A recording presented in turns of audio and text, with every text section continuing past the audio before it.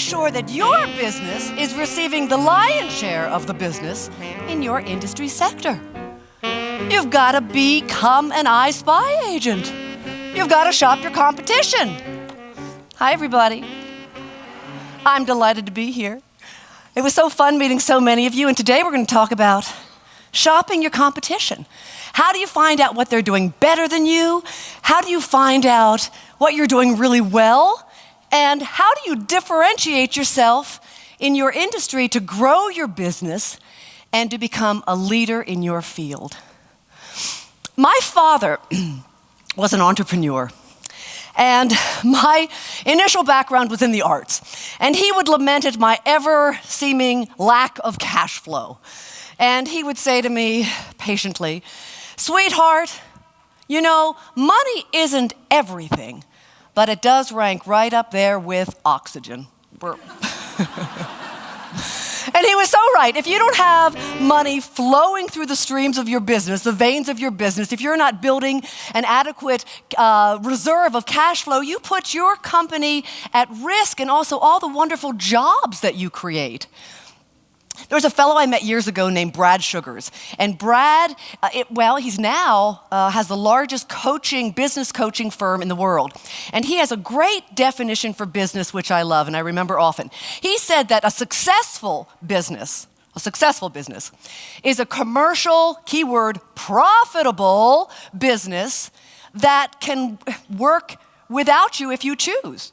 In time. If you choose, it can work without you. That's my goal. I would like my business to be working more without me in the day-to-day so I can traipse around the world speaking, writing, and creating new projects. So I think for you too, how do you build your business to the place so you have the choices to do what you want? And I think you really need to start to look at what are other people doing and what can you learn from them. So let's first start with what I call selling your differences and your value. I think that when we're selling, we're always selling what is our value, what differentiates us. But how can you know what's differentiating you if you don't know what is in the competitive landscape? There's lots of ways that I think you can find out what other people are doing, One is, I'm sure you've done it before, become a secret shopper. And there's different ways you can become a secret shopper. I think with technology these days, you can look at people's websites. How are they presenting themselves? What do they offer? Maybe a little bit about pricing. It depends on the industry sector and if they're putting that on the website. Certainly social media, you learn so much. What are people saying about these other companies? Maybe in reviews. Are they saying things in reviews that you wish they were saying about you? Or maybe they're saying things that you're glad they're not saying about you. So how can you learn about your competition through really investigating and also asking other wedding professionals?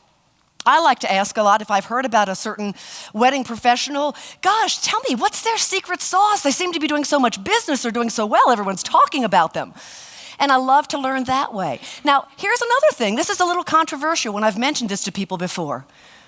Being a secret shopper, if you want to, you can don a private Gmail account. You can pretend to be a bride and, inquire with that company or pick up the phone. That might not be your style, but you've got to figure out what works best for you to really know what other people are doing, asking a lot of questions. Well, aside from looking within the industry, which is so helpful, I love to look at other businesses, and I work with a lot of different businesses. And I was introduced to a fellow years ago. He's a dentist. His name is Paddy Lund, L-U-N-D. And I didn't know this, but apparently dentists have the highest rate of suicide of any professional on the planet. But think about it. You're coming into the dentist, you're going to get drilled, or you're going to get a shot, or even if you have health insurance, you're going to have to take a lien on your property to pay for the bills, the dental bills. It's not typically a fun proposition. So his team was not very happy, his clients were miserable, and consequently, he was at his wit's end. I was going to say rope's end, no pun intended. At any rate, he was not happy, but he did a great thing that I think is wonderful for business owners, actually for anyone to do from time to time. He took a little weekend hiatus and he said, I'm going to meditate on what can I do differently in my business because this is not working. And in that quiet time, he had a real epiphany. And he got the idea that, my gosh, he said, you know what? Let me put a picture of him up here. They call him the crazy Australian dentist, and you'll see why. He said, you know what? He went and got some contractors, and the next week he went into his business, and he took out the front desk, and he put in a huge cappuccino machine. And he changed the decor, and he made it really welcoming and warm, and he actually had beautiful music piped in, and he hired somebody to bake what he called fresh dental sticky buns. So imagine it. People walk into his office, they think of this sterile thing that they're going to go into, sticky buns, there's a cappuccino machine. He served 30 different kinds of exotic tea on bone china. I mean, consequently, his whole atmosphere was changed. He and his team created something they call the courtesy system. And it talked about their values, and it talked about the way they treat people. It told a little bit about each of the team members, something personal. So he created this real familial, comforting atmosphere. Well, his sales in a year tripled. In fact, it got to the place where he was able to fire the clients that he didn't think were a fit. Wouldn't you all like to do that from time to time? There's one or two like, you know what, I'd like to kind of pass that one on to my competitor. So you can really learn a lot. The crazy Australian dentist. You can learn a lot from other industries. I like to study, what are they doing that's really great? What's really, really great? But my favorite way to secret shop is to align with my competition. I usually invite them for lunch at my venue or coffee. And with an air of great transparency, I share, here are the things that have been challenging for me. Here are the things that have worked. Now, one thing I do want to share with all of you, I've found being in the business, be careful about holding too many things closely to your vest.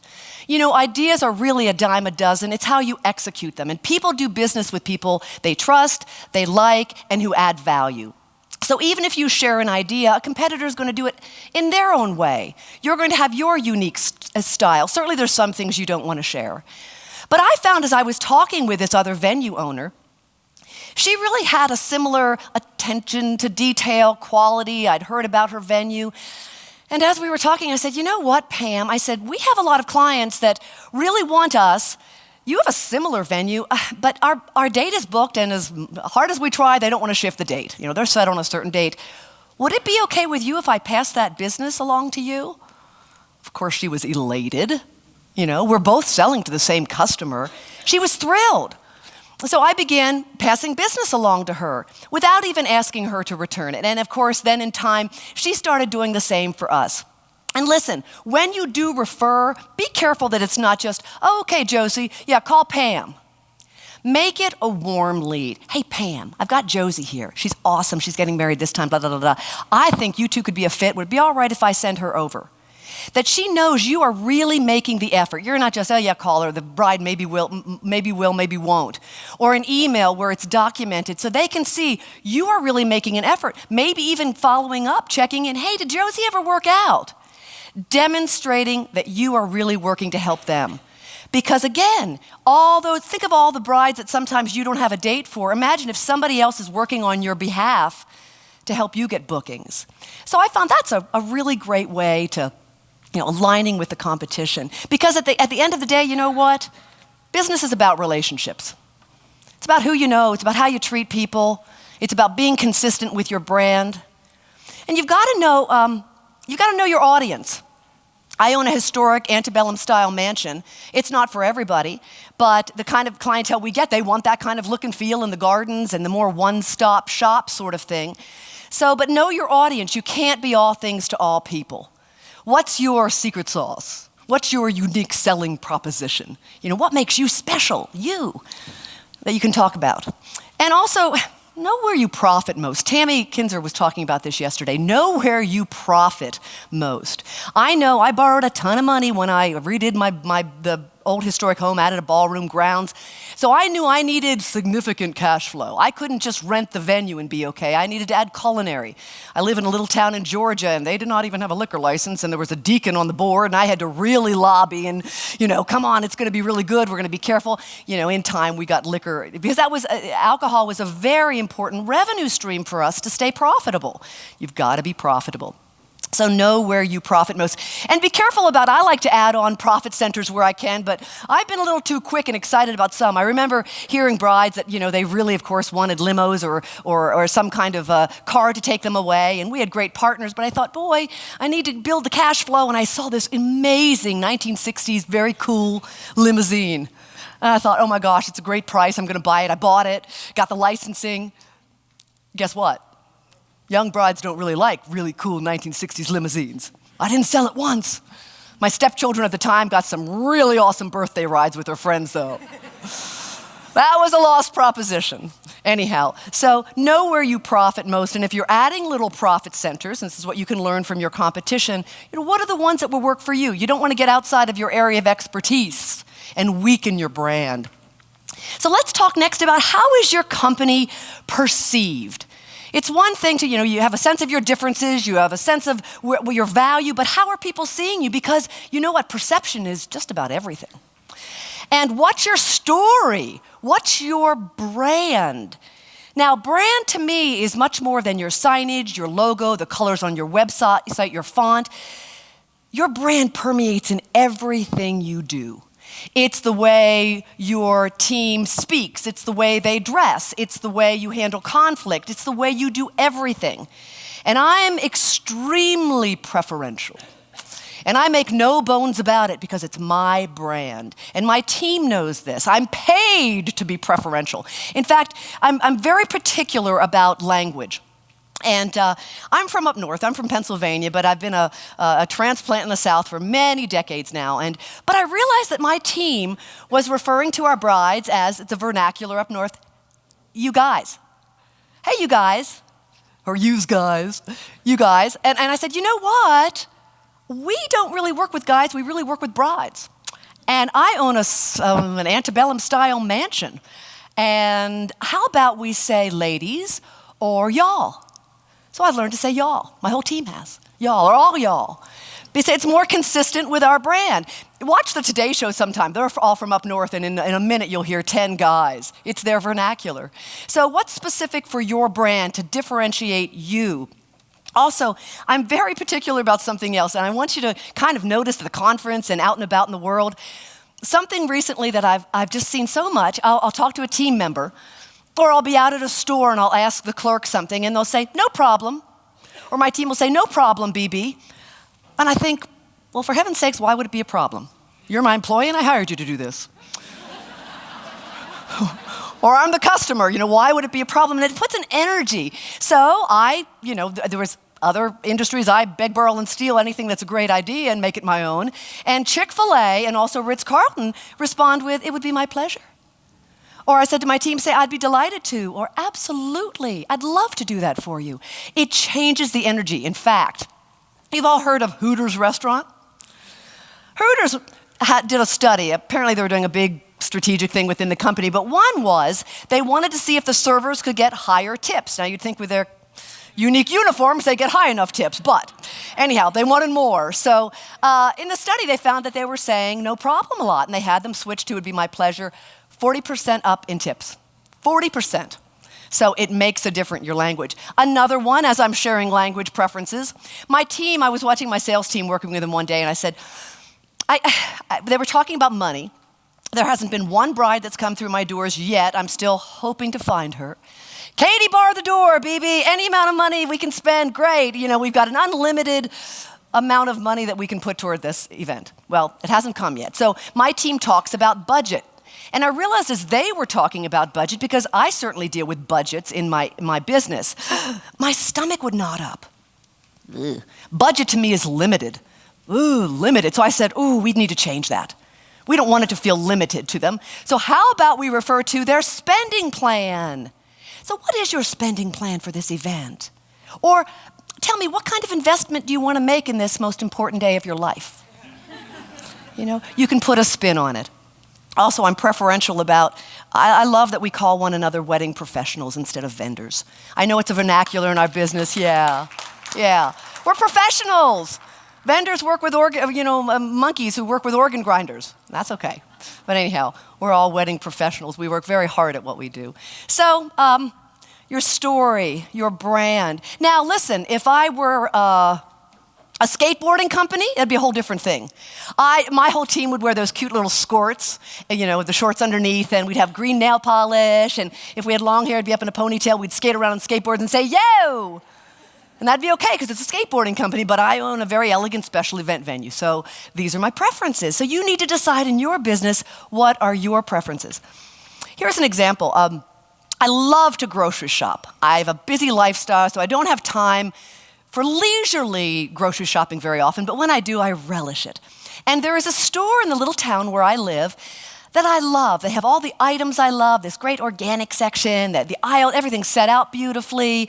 I even like the music that they play. It's great until I get to checkout time. And there she is, with her hand on her hip, totally unkempt, no makeup, her clothes are wrinkly, her nail polish is chipped, she's chewing gum. I just can't stand that. And she has roots showing in her hair, and she's Sarah Jessica Parker, Sex and the City fashion statement.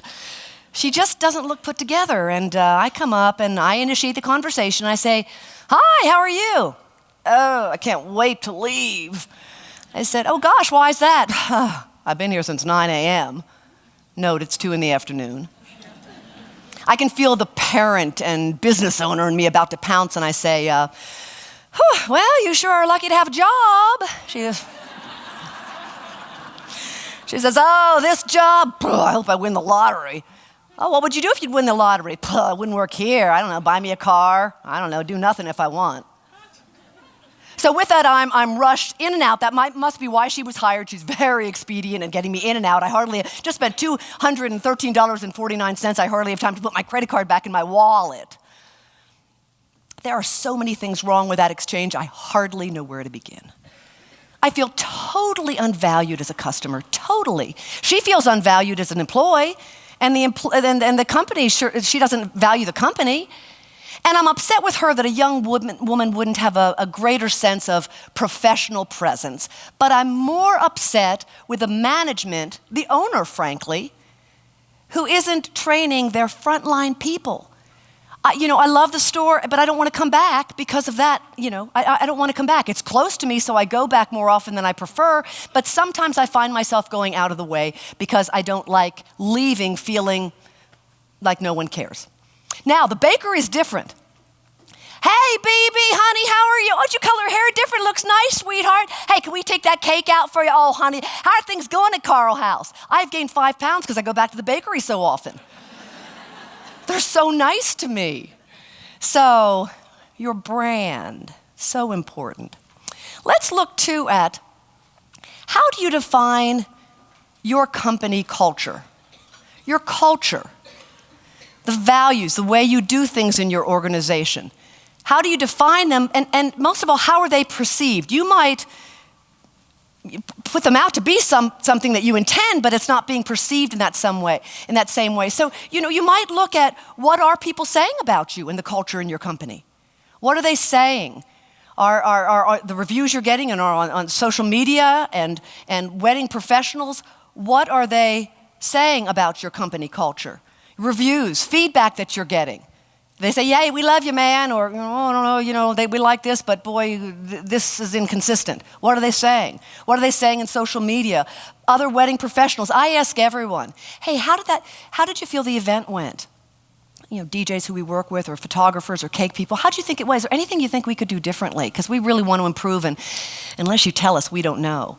Or even with our brides, we ask, hey, listen, we even bribe them a little bit. I'm not ashamed. Hey, we'd love to pass along a bottle of champagne and 2 engraved glasses with our logo on it. If you could take the time to let us know how you feel everything went. We really value it. And then you've got to listen, really listen to what they're saying. And an organization really, you need to have a vision statement in your company. Do you all have vision statements, some of you? Let me tell you why it's important. Well, I first started out with a vision statement for my company that was so long, I couldn't even remember it. You want to make it short and sweet, but it's what guides your ship. Ours is to create extraordinary, memorable events. Everybody in my organization knows it. Our customers know it. Our wedding professionals who work with know it. Our suppliers. It's important they all know it. And that you really work to do that at every turn. And with that, a mission statement really is how you go about making sure your vision happens. With attention to detail, loving care and kindness, whatever you do. I look at them online. There's so many, and I've tried to adapt from other companies. Who are we? And your culture statements are the values to which you live. And it's the backbone of your organization. The way you handle communication, the way you handle adversity, the way that everyone assumes a sense of ownership with what they do. We're an organization of abundance and being grateful and gratitude. So when somebody in your organization is not acting that way, which, we're not perfect at it, they're not wrong, they're not bad, but it's, hey, let's remember, let's try to live up to this. That's what we all signed up for. This is how Carl House, like a family. Families have certain values. Let me share an example. We don't do many public events at my venue, mostly private events, but from time to time we did a Mother's Day this year, and it was a lovely event. It's a lot of work. It includes the whole team, and it's mostly a marketing event. We sometimes just break even, but we were going to really showcase what we could do. The chef had about 30 different items. She had breakfast, eggs and sausage and bacon, French toast, on and on and on, a million different salads and lots of proteins and carving stations and juices and milk and coffee and our sweet tea and everything, tons of food. She had worked 3 events that weekend and only had 4 hours of sleep and got up early because we make almost everything fresh. And I was there to support my team, to support the chef, and to make sure that all of the clients were happy. This is a little out of our ordinary. We had a couple challenges behind the scenes, which happens. We had a little mess up with some mimosas, but we worked that all out.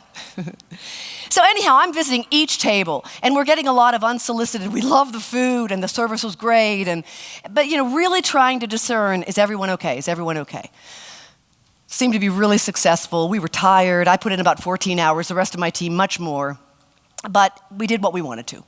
I got home, and I was checking emails, and I got an email from my marketing assistant, and she said, "Bibi, we received an email from one of the mothers who attended the brunch. It was a gift from her husband, and she wrote an email that I don't know how to respond to." And I read it, and it went on and on and on and on. One paragraph, no spaces, a rant about how displeased she was with our brunch. And kind of takes the wind out of your sails when you've worked that hard. I'm sure you've all been there. And I listened, and she said, "Well, I've been to a lot of other brunches, and my children couldn't find anything to eat. There were no chicken fingers, there was no pizza, there was no mozzarella sticks, and there was no soda pop." And she said, "My aged mother-in-law barely ate anything, and I really don't think it was worth the price." She said, what else? She said, there was a mix-up with the mimosas. I was aware of that. We straightened that out. And she said, "I think you should have had more than 2 proteins." Well, we did. We had 5. And she said that I think the pork was salty. So I took a deep breath, and I have a policy that I usually wait overnight before I respond, because there's a tendency, especially when you're tired and you've worked so hard, to be defensive, and that's the last thing I want to do. And I always make sure I run my response by a team member to make sure I'm in check with the way we do things, our culture. But I got pretty clear. I had a little moment of an epiphany, and I got clear about how I wanted to respond. I ran it by my teammate. She said, "I think send it tonight, B," because I wanted to respond very quickly. And I wrote back and I said, "Thank you so, so very much for your feedback. It is so invaluable to us to hear from our clientele to make sure that we're doing things right, and so we have an opportunity to improve, and I really, really appreciate your comments." I said, "Please trust that as a business owner, with the risks that we all take and the enormously long hours, trust me, the last thing I would ever want to do is displease a client." And I said, "I am so sorry that your children weren't able to find anything from all our varied items, but thank you for the feedback. I'll consider that for the next event, your suggestions." I said, "I'm sorry that your mother-in-law wasn't hungry or to enjoy some of the food, and glad we worked out the mimosa issue." I said, "Actually, we had 5 proteins. We had the menu online." And I said, "You know what? I agree with you. I think the pork was a little bit salty." I sent it off to her. And I heard back from her almost immediately, and she said she was shocked to hear back from somebody so quickly, and the owner? And all I thought was, this is my baby. This is my business. Of course she's going to hear back from me.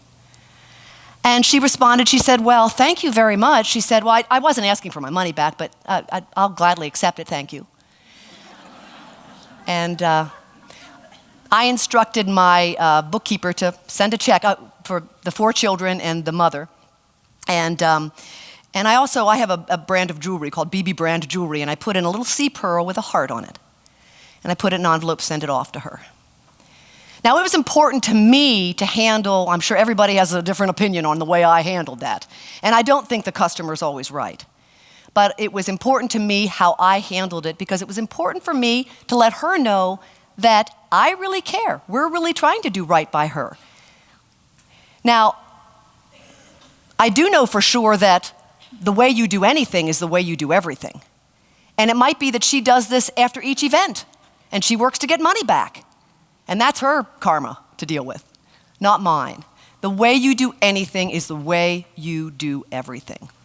And hopefully, maybe she'll have a little aha, maybe not. But I felt good about the way that we handled it, because again, how do you handle things in your culture?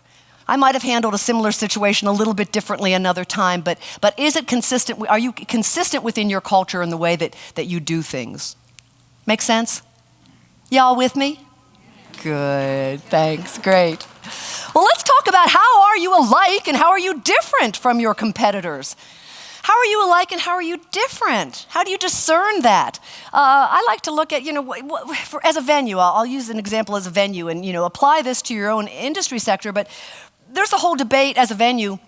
Are we all inclusive or are we all a la carte? And actually, I'm doing a little Webb talk tomorrow called a venue swag, where I talk a little bit more about this. But, I listened to brides over the years, and they seemed, as a venue, they do like more of a one-stop shop, or where we can refer people and they don't have to go a million different places and they can rely on our expertise. But I also found that they don't want to be nickeled and dimed. They don't want to know, okay, here's this fee, but then we're adding this on, or like if you were a DJ, here's our bank, but you add this many extra songs, then it's this much more. Obviously, we have to do a measure of a la carte. It's not just carte blanche. But I like the idea. I decided within my venue I would supply a complete event.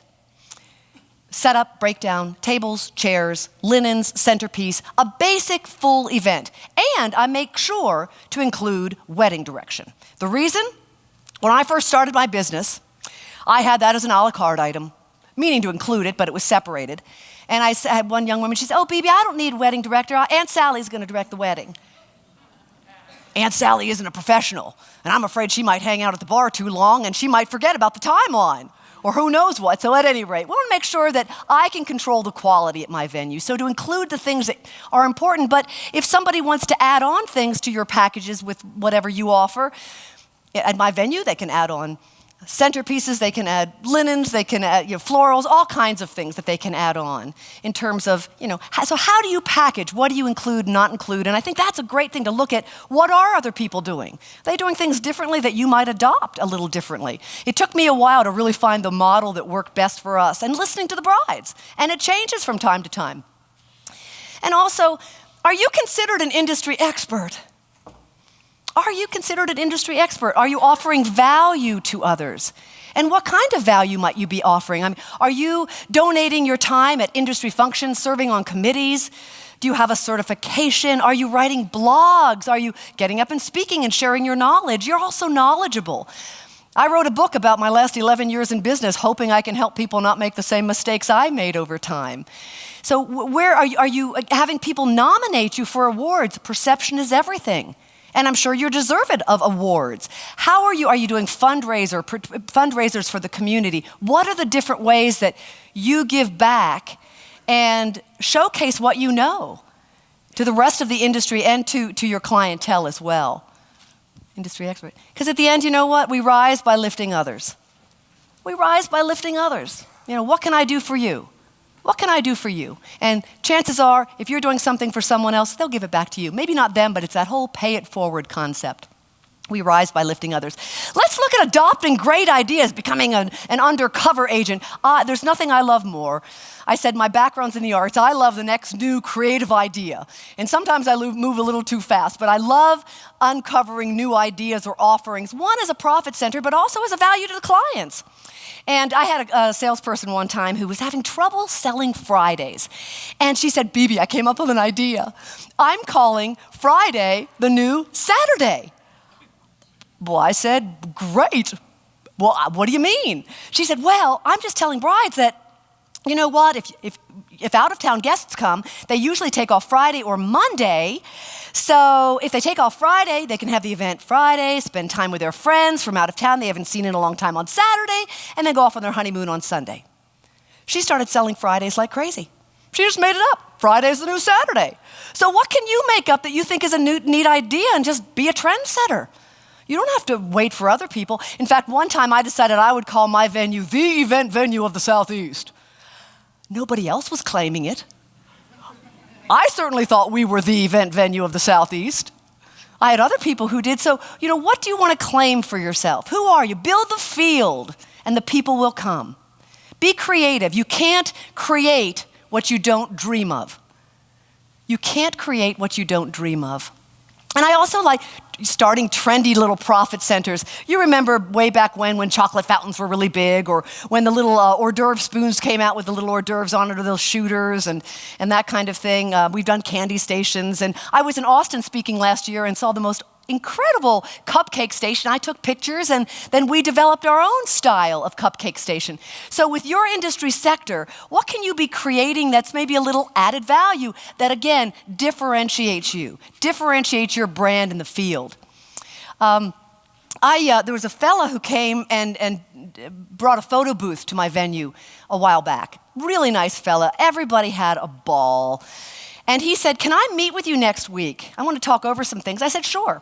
So we got together, and he was just like a little kid. He was so excited. He said, "I bought 10 of these machines. They're really inexpensive. The profit margin's out of sight." He said, "And each of them leaves with a strip with my name on it. So on refrigerators across the Southeast is my name." Blah, blah. He's talking on and on and on and on and on. And I kind of tilt my head, and he goes, "You have a question?" I said, "Well, yeah." I said, "With all due respect, if they're so cool, why wouldn't I buy one for myself?" Oh, all the wind just fell out of his sails. I felt terrible. And I said, "I'm sorry." He goes, "No, it's okay. You're right. There's no reason why you wouldn't." Long story short, I bought one. It's amazing. It's a great profit center. All the refrigerators throughout the Southeast have our logo on it. But you know what I love about this guy? I saw him at an event, and I said, "I'm sorry, I know you wanted to do business with me." He says, "You know what, BB? Yes, I was a little disappointed at first. But he said, if somebody's having fun at your venue in the photo booth, and they have a ball, and let's say there's a bridesmaid who's getting married at another venue, and they don't have a photo booth, she'll remember the fun she had there, and I bet she'll call me." I said, "You are awesome." Right. I said, "That is my philosophy in business, too. There is business out there. Share your wealth, share your ideas, and it's going to come back to you." So I really appreciated that perspective. So creating trendy profit centers, aligning with others in the industry. How can you help others? How can you help others? It's sort of the motto in our company. How can we help others? What can we do for you? My first question. So let's talk about paying it forward. How are you paying it forward? I'm sure you have your own ways. We like to host a bridal event several times a year. It's about a break-even proposition, but we allow our brides to come in, taste the food, no cost, and other wedding professionals come in, and it's great for them. It's good for us. Maybe referring business. And you might work out referrals that if you refer somebody, maybe they give a special price to your client. Or, you can work out creative. We're all in this together. And we're all selling to the same people. So how do we work together? I have a photographer who said, "Hey, listen, if you can refer me, I would love to give a complimentary engagement session at your venue." I said, "Lovely, let's work it out." And again, when you refer business, pick up the phone. "Hey, Pam, I got someone, Josie's her name." So it's a warm lead, and follow up with them, check in. Featuring a wedding pro. We have a database of about 16,000 people, and we're fairly active in social media at Carl House. So we like to sponsor and host or talk about other venues, excuse me, not venues, but we like to talk about other wedding professionals. This is one of our bakers. She has a great company called Sugar Needs, and she's awesome. So it's fun to talk about her. And then we have a movement in my company called Expressions of Gratitude. I was delighted to talk to so many people yesterday who are using a tool, a success tool that we use. It's called send-out cards. And we have a movement in my company where each one of my teams sends out at least 5 expressions of gratitude a week. We use send-out cards a lot, computer-generated hard copy cards, which actually it's legible, because you use their font, not my chicken scratch. We can customize the card or a stock card. Being able to say thank you to a customer or a prospect or a wedding professional or a supplier or within the team to say you did a great job. It makes such a difference. You know what? We work in a phenomenal field. That you're all out here wanting to better your businesses and collaborate is so amazing. And when the challenges come, which they do and they will, remember that's where you learn your best stuff. For sure. And I look at challenges like weather. Weather comes and it goes. And look at challenges as the weather that waters your garden, that is your business, to let it grow. There's a great quote from a film I love so much called The Best Exotic Marigold Hotel, where they say, everything will be all right in the end. And if it's not all right yet, hey, it's not the end. So, be willing to be an I Spy agent. It's never too late to lead the way. Thank you very much. Thank you. Thank you.